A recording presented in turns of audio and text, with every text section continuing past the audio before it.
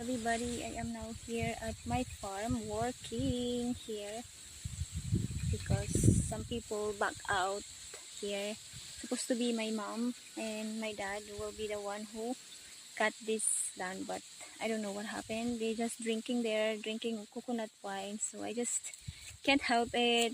So I did work it, by myself. So that's what I did today.